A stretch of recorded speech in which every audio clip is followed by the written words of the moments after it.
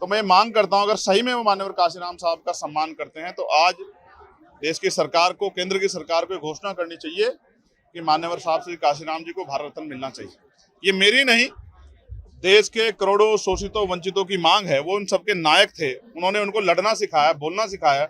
बसपा संस्थापक कांशीराम की पुण्यतिथि पर मायावती ने लखनऊ में एक महारैली का आयोजन किया और इस रैली के जरिए बहन जी ने विरोधियों को अपनी सियासी ताकत का एहसास भी बखूबी करा दिया, क्योंकि जो विरोधी दल हैं उनकी तरफ से लगातार यह कहा जा रहा था कि बीएसपी अब बीते जमाने की बात है, बीएसपी का खेल खत्म हो चुका है। तो जो 9 अक्टूबर को लखनऊ में महारैली की गई थी बहन जी की तरफ से, उसमें खास तौर से विरोधियों को यह मैसेज देने की कोशिश की गई थी कि बीएसपी ना खत्म हुई थी और ना कभी खत्म हो सकती है। हां, यह जरूर है कि जिस तरह से बहन जी बहुत ज्यादा एक्टिव नहीं थी राजनीति में और जिस तरह से लगातार उन्हें चुनाव दर चुनाव शिकस्त मिल रही थी, उसके बाद से वो थोड़ा कम एक्टिव थी। लेकिन विरोधियों ने उसका दूसरा मतलब निकाला कि अब बहन जी शायद सियासत की जो पारी है उसे खत्म कर चुकी हैं। लेकिन जो महारैली लखनऊ में हुई उसमें ना सिर्फ पार्टी संस्थापक मान्यवर कांशीराम को श्रद्धांजलि दी गई, बल्कि यह कहा जा सकता है कि मायावती ने विरोधियों को अपनी ताकत का एहसास भी कराया।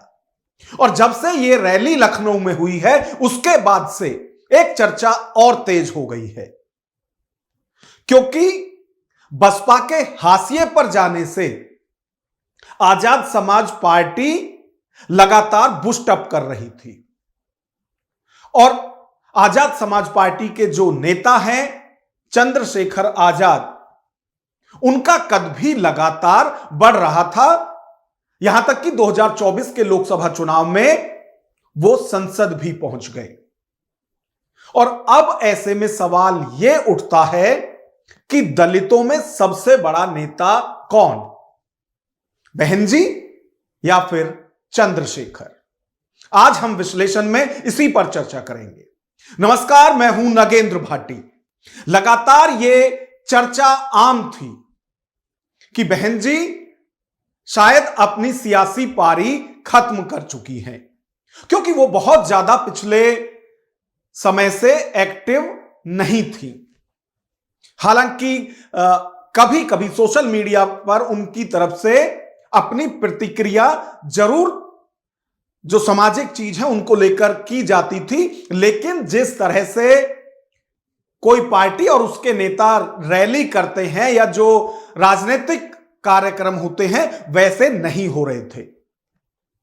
और जब बहुत ज्यादा एक्टिव पार्टी का नेता नहीं होता है तो जो पार्टी है उसकी उतनी ताकत, उतनी पावर नहीं रह जाती है। और यह बीएसपी के मामले में भी देखने को मिला।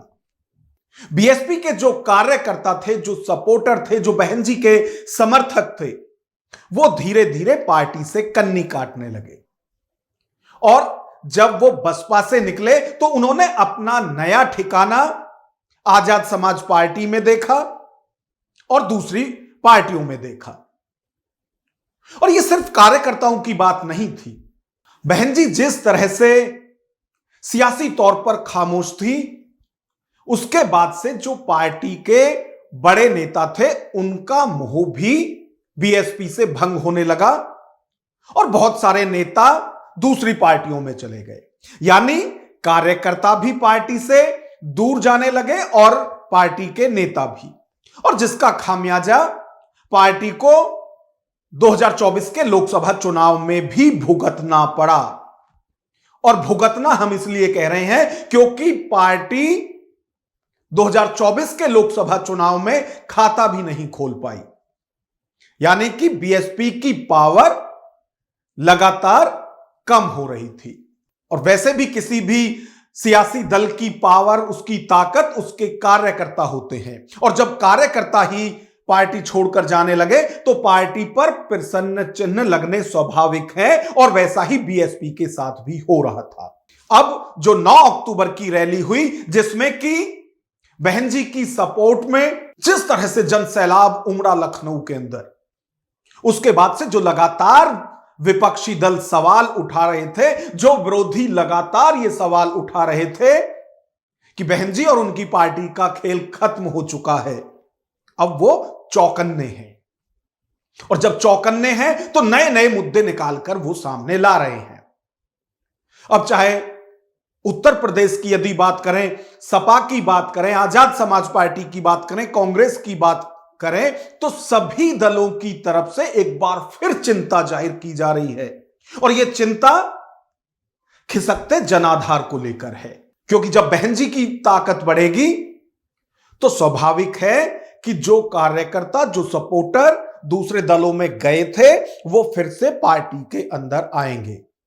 और जब पार्टी में वो आएंगे तो जहां वो गए थे उनकी पावर धीरे धीरे कम होगी, और ये सब समझते हैं। इसीलिए एक बार फिर से सबकी तरफ से आवाज बुलंद की जा रही है। समाजवादी पार्टी तो पिछले लोकसभा चुनाव से ही पीडीए के साथ सियासत कर रही है। पीडीए यानी पिछड़े, दलित और अल्पसंख्यक।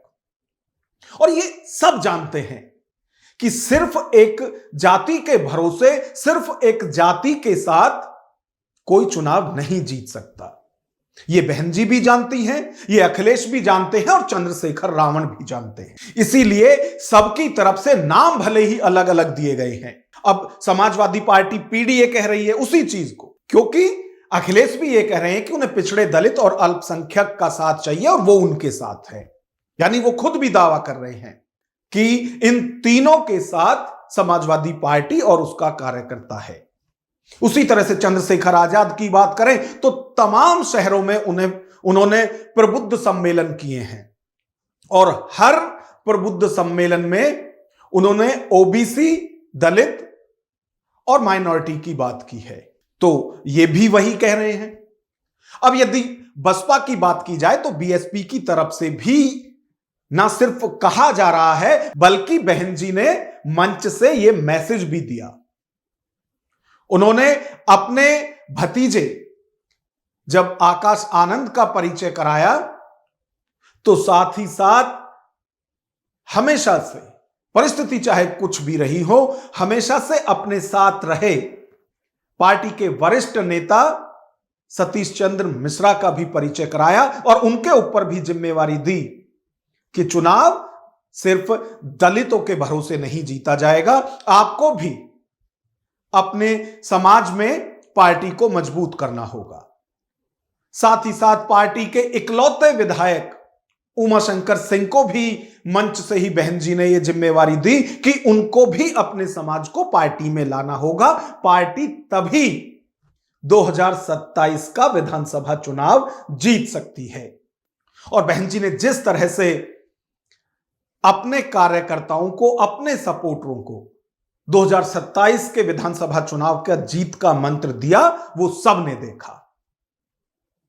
अब दूसरी तरफ यदि चंद्रशेखर आजाद की बात करें तो जैसे जैसे बहन जी, या ये कहें कि बीएसपी का जो सपोर्टर था, बीएसपी का जो कार्यकर्ता था, वो जब बीएसपी से छिटका तो उसने अपने लिए ऐसी पार्टी देखी जिसमें कि उसके लिए बात की जा रही थी, जिसमें कि उनके लिए न सिर्फ चिंतन किया जा रहा था बल्कि लड़ाई लड़ी जा रही थी। और सबने देखा था कि चंद्रशेखर किस तरह से उग्र होकर समाज की लड़ाई लड़ रहे थे, और शायद उसी लड़ाई का फायदा उन्हें यह मिला कि जो बीएसपी से यूथ कटा वो जाकर आजाद समाज पार्टी से जुड़ गया। और जब आजाद समाज पार्टी से यूथ जुड़ा तो आज चंद्रशेखर आजाद की सबसे बड़ी ताकत ही वो यूथ है। उसी के भरोसे हर जगह जहां भी दलित और वंचितों के साथ कुछ भी अन्याय होता है, चंद्रशेखर आजाद दल बल के साथ वहां पहुंच जाते हैं, क्योंकि उनकी पावर यूथ है। और जिस तरह से चंद्रशेखर आजाद की तरफ से यदि बात की जाए तो कभी भी उन्होंने बहन जी को लेकर कोई ऐसी टिप्पणी नहीं की है जो बीएसपी या मायावती को खुद को भी बुरी लगे। लेकिन बिना नाम लिए मायावती इस रैली के मंच से भी चंद्रशेखर पर वार कर गई थी और इससे पहले भी उन्होंने ट्वीट के माध्यम से भी कहा था कि किसी के बहकावे में समाज के लोगों को नहीं आना है। बहुत से बरसाती मेंढक इन दिनों आए हुए हैं। नाम उस वक्त भी नहीं लिया गया था। हालांकि उस वक्त चंद्रशेखर की तरफ से भी इस पर टिप्पणी की गई थी और उन्होंने भी यह कहा था कि बहन जी ने कहीं भी उनका नाम नहीं लिया। अब जो उन्होंने कहा है, जिसके लिए कहा है, वो समझे। तो यदि पावर बैंक की बात की जाए दलित सियासत में, तो वो पावर बैंक सपोर्टर और कार्यकर्ता ही है। लेकिन इन दोनों ही जो आज दो ध्रुव दलित सियासत के दिखाई दे रहे हैं, एक तरफ बहन जी है, दूसरी तरफ चंद्रशेखर आजाद है, एक तरफ बीएसपी है, दूसरी तरफ भीम आर्मी और आजाद समाज पार्टी है। ये जो दो ध्रुव दिखाई दे रहे हैं, इन दोनों ध्रुव में पावर स्टेशन कहां है? और जो सवाल लगातार अब उठ रहा है, लगातार चर्चा हो रही है कि दलितों का बड़ा नेता कौन? उत्तर प्रदेश की 4 बार की मुख्यमंत्री मायावती या फिर अभी नए नए सियासत में आए चंद्रशेखर आजाद? हालांकि वो भी अपनी पार्टी से सांसद हैं, वो भी संसद में हैं, बात अच्छे से अपने कार्यकर्ताओं की रखते हैं, अपने समाज की हमेशा से आवाज बुलंद वो संसद में करते हैं। लेकिन अब ये कार्यकर्ताओं को सोचना होगा, जो दोनों के ही सपोर्टर हैं उनको सोचना होगा कि उन्हें किधर जाना है, बहन जी की तरफ जाना है या फिर चंद्रशेखर आजाद के साथ रहना है। लेकिन इन सब के बीच जब 9 अक्टूबर को लखनऊ में रैली हुई थी, तो बहन जी ने ना सिर्फ श्रद्धांजलि दी थी मान्यवर कांशीराम को, बल्कि उनको याद करते हुए उनके साथ के जो अनुभव थे वो सब मंच से शेयर किए।